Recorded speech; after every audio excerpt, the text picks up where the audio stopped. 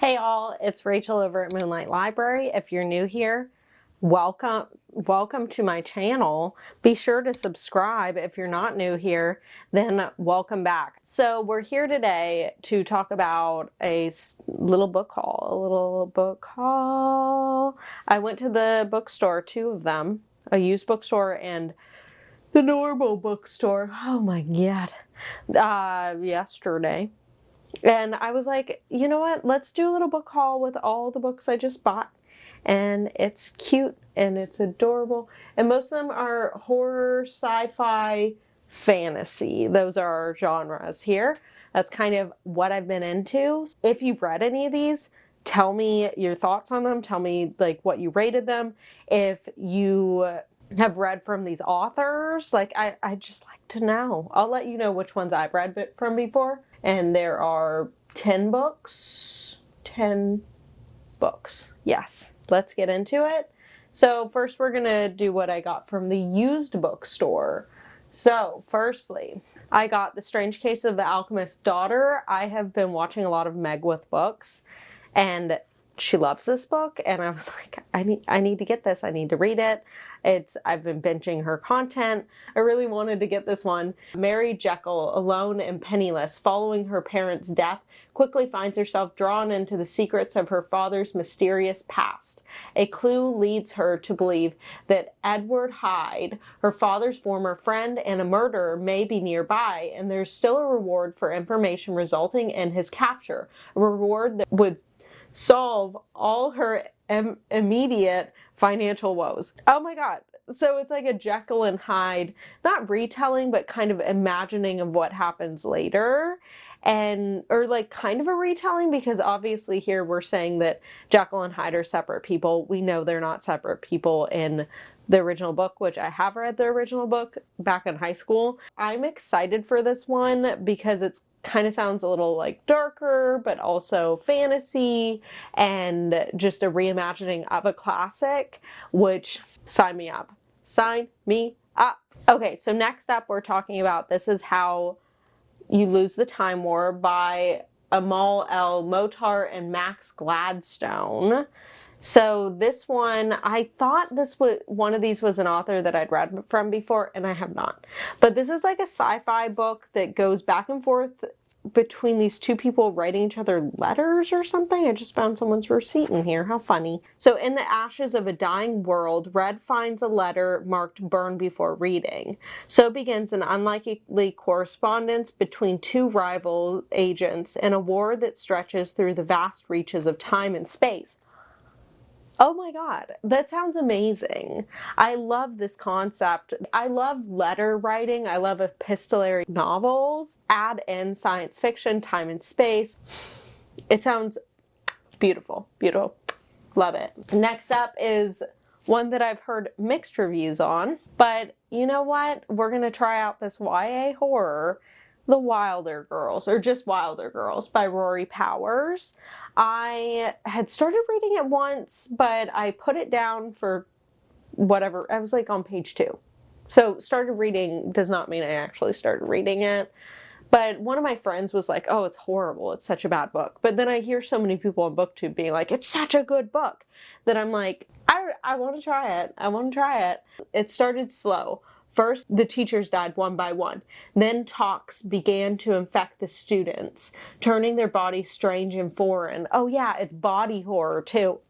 Yeah, I love it. I love it. I want a book to make me feel in a way that like, I'm just going to be like, beautiful. Now, cut off the rest of the world and left them to fend for themselves on their island home. The girls of the Rackster School don't dare wander outside the surrounding fence to where the talks has made the woods wild and dangerous.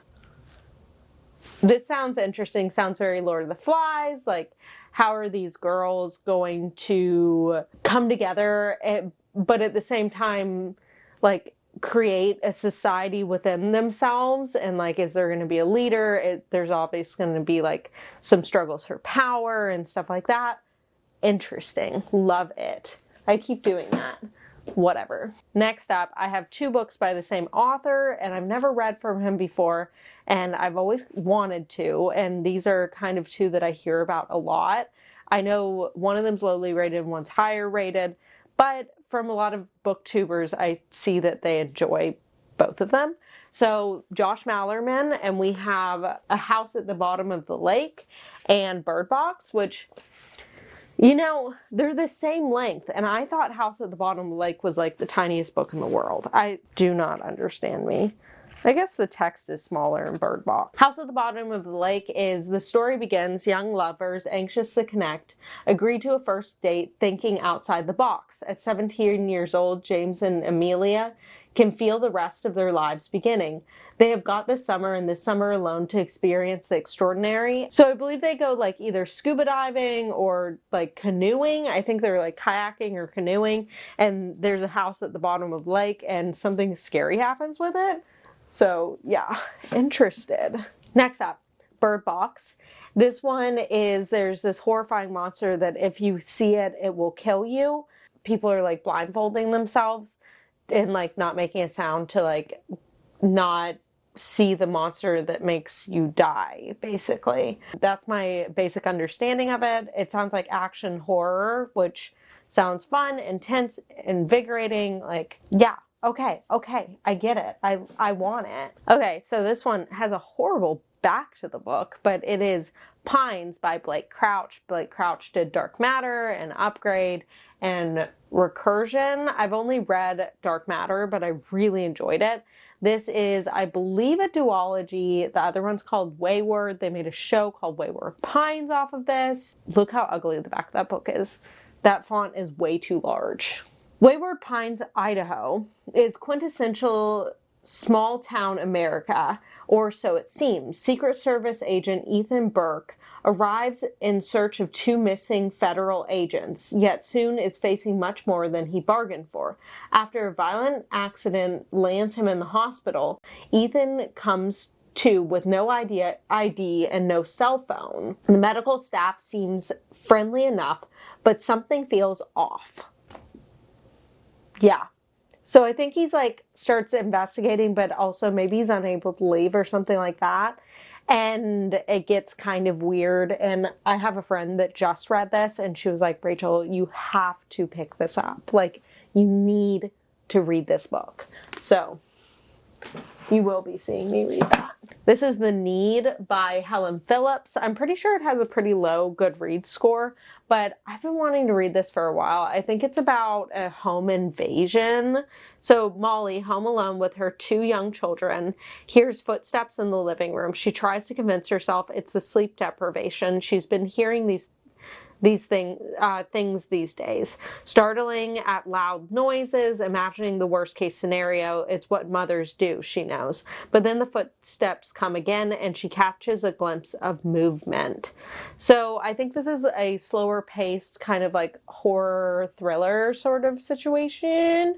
I think like speculative, maybe, I don't know. We're following just that one night. And this may be home invasion. I'm not sure. Okay, so the last book I got from the used bookstore was Nevernight by Jay Kristoff. And I read some of Illuminae. I've been meaning to actually finish it. But this one is, in a world where the sun's almost never set, a woman gains entry to a school of infamous assassins seeking vengeance against the powers that destroyed her family. Daughter of an executed traitor, Mia Corvair is barely able to escape her father's failed rebellion with her life. Alone and friendless, she wanders a city built from the bones of a dead god, hunted by the Senate and its thugs, but her gift for speaking with the shadows leads her to the hearth of a retired killer and a future she never imagined. I feel like this one's going to be like badass fantasy action sort of thing that kind of has you on the edge of your seat, and it's a whole series as well. So I'm excited for this one. Okay, so then I got 3 from Barnes & Noble. 2 of them were like buy one, get one 50% off. and I was planning on just getting one of them, and then I saw it on that, like, I went there looking for Poppy War, and it was on the buy one, get one 50% off, so I ended up getting another book too. Anyways, so I went there looking for Poppy War because I'm currently reading Babel, and I'm loving it. R.F. Kuang is a genius. Genius. And I was like, I have to read Poppy War now. Everyone has been talking about it for such a long time.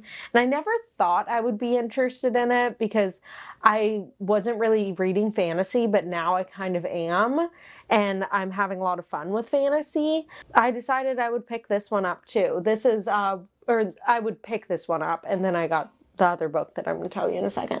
When War Orphan Ren aced the Keju, the empire-wide test to find the most talented youth to learn at the academies, she surprised everyone. Test officials, the guardians who wanted to marry her off and further their criminal enterprise, and even herself. So it's like an unlikely heroine sort of story, like someone who went from nothing to being like someone who everyone's like looking towards, like, wait a second, what are you up to? And I'm excited.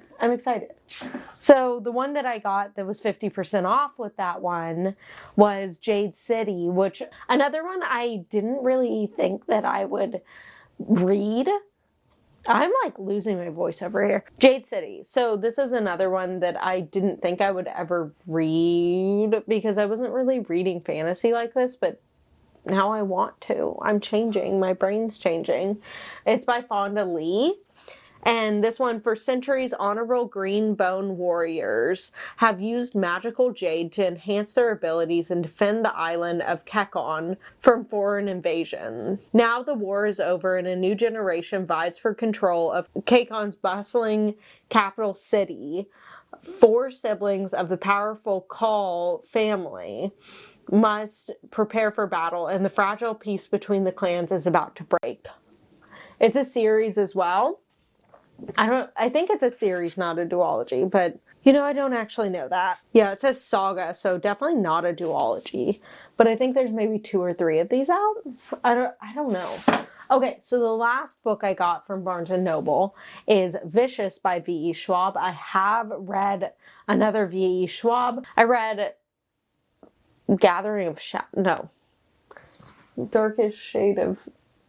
A Darker Shade of Magic. I read A Darker Shade of Magic years ago, and I've kind of wanted to reread it because I enjoyed it, but at the same time, I feel like I would need a reread to like get back into like that whole series. Like, I want to reread that series and get into it.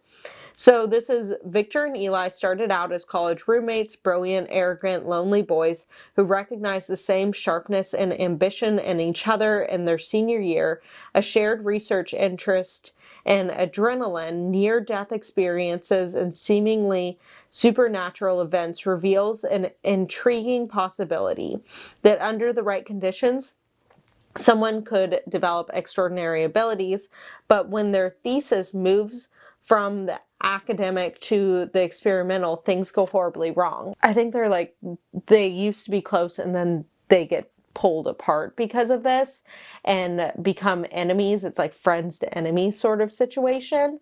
And I'm excited to see that like dynamic in these. And I hear so many good things about it. So I'm interested. Other than that, actually, I did get my book of the month. I could talk about those too. Let's do that. Okay, so for book of the month, I got The Only Survivors by Megan Miranda. I've never read a Megan Miranda, but I'm interested in it. I'm currently not enjoying thrillers very much, so we'll see how I actually like it. This is a group of people are on a bus for a high school field trip or something. I don't know why they're on the bus, but there's a bus accident, it's tragic, and then the survivors from it years later start getting picked off on the anniversary of when the bus crashed, and then they're trying to figure out who's killing them off. So, interesting. Could love it. And then back again to our fantasy realms, we have Divine Rivals, and that's by Rebecca Ross. After centuries of sleep, the gods are warring again, but 18-year-old Iris Winnow just wants to hold her family together. Her mother is suffering from addiction, and her brother is missing from the front lines. Her best bet is to win the columnist promotion at the Oath Gazette. Okay, so she's a reporter. To combat her worries, Iris writes letters to her brother and slips them beneath her wardrobe door, where they vanish into the hands of Roman Kit, her cold and handsome rival at the paper. You know what that means, enemies to lover.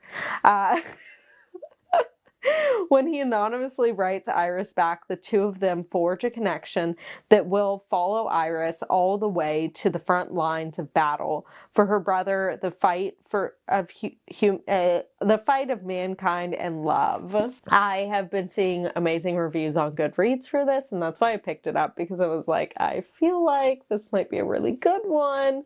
And, you know, some YA fantasy, always welcome. Always welcome. So those are the books that I have bought recently.